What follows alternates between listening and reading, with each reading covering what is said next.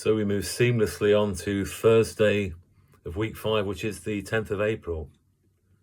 And this Lenten reflection is written by Margaret Silf, a Roman Catholic layperson at the time that this book was published. She's the author of many books, including Sacred Spaces, Landmarks and Taste and See, from which this piece is taken. In fact, I think I've got some of her books. I'll have to have a look.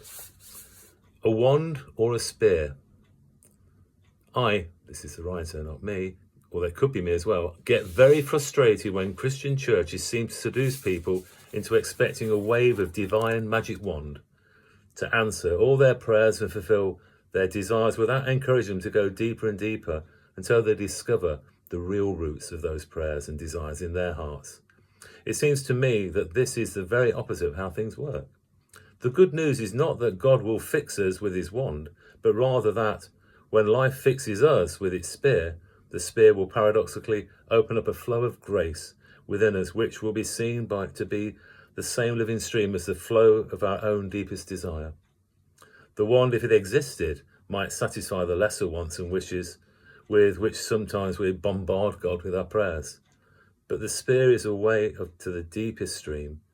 This is what released the stream that flowed from Jesus' pierced side on Calvary, and it still flows from our broken hearts and broken lives.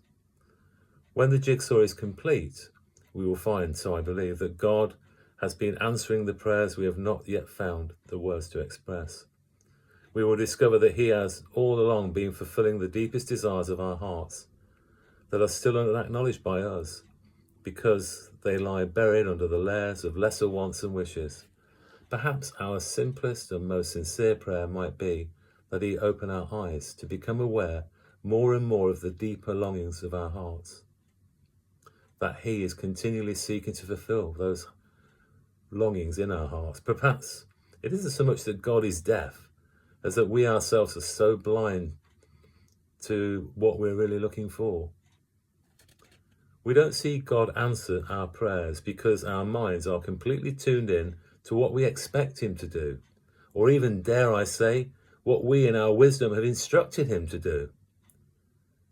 And our own expectations represent a very small waveband indeed when we set it against the very cosmic range of God's possibilities. Thus, it becomes very easy to miss the obvious, because we are waiting for events to unfold as we have planned them, and we are blind to the ways in which God is actually active in the situation. This blindness can be exacerbated even more if deep down we don't want any solution to our problem other than the one we've already worked out for ourselves. I remember once giving God a very detailed instructions about how to solve a particular problem. I'd worked it all out for him. All I needed to do was to put his signature on the bottom and get on with it. Imagine my chagrin, therefore, when he delivered a completely different solution that I could never in my wildest dreams have thought up, the one which caused me personally to considerable discomfort. We might experience a radically different perspective on things if we could ask instead, what is God doing right now in my daily life or in the life of the person that I'm praying for? If we can trust God to be doing what is most deeply in conformance with the deepest desires of ourselves, of each other and of the whole creation, then we may see answers to prayers that we never dared hope for.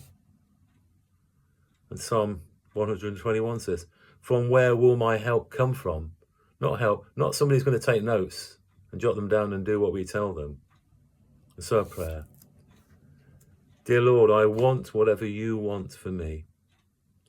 Not just resign myself to it, not submit to it as uncomplainingly as possible, not piously accept it, but I want whatever you want for me. I want it because you want it. I want it whatever way you want it. I want it for as long as you want it. Amen. From where will my help come from? Have a blessed day. Amen.